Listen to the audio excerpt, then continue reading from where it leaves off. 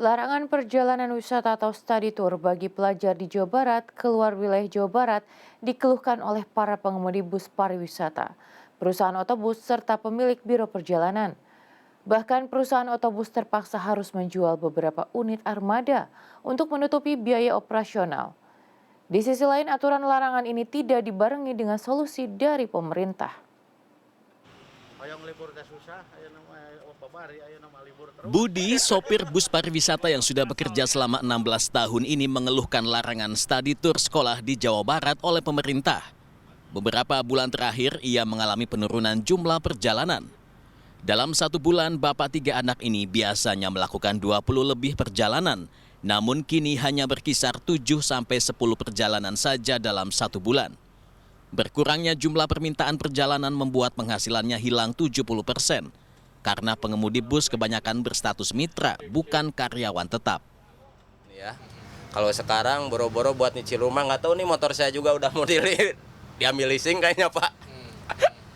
Bingung ya Pak ya? Ya bingung ya, saya mau apa lagi? Emang sekarang ya harus gimana orang begini keadaannya, saya mau harus menekan perusahaan, menekan marketing. Kadang kenapa ini mobil nggak jalan-jalan? Ya marketing juga sama, orang nggak ada jadwalnya, nggak ada orderannya kan.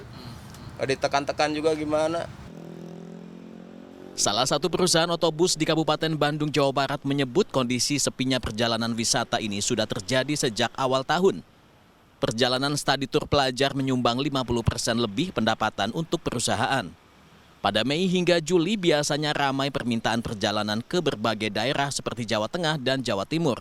Namun kini tak ada satupun reservasi yang diterima.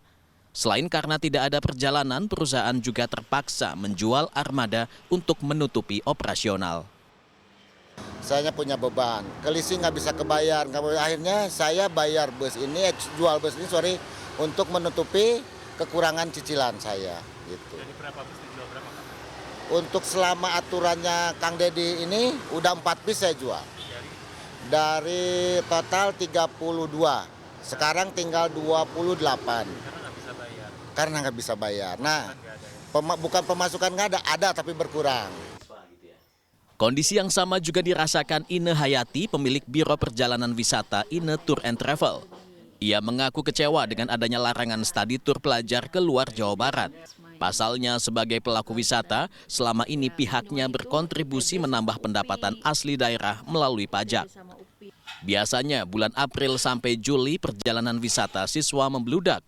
Namun sejak ada larangan itu kondisinya sepi. Ia tak menampik masih ada perjalanan dari luar Jawa Barat, namun itu pun jumlahnya sedikit. Ia berharap pemerintah bersama pihak-pihak yang terlibat bisa duduk bareng mencari solusi dan membuat regulasi yang jelas, bukan mematikan perusahaan. Saya mungkin dan teman-teman dan rekan yang lain ada jalan keluarnya, ya.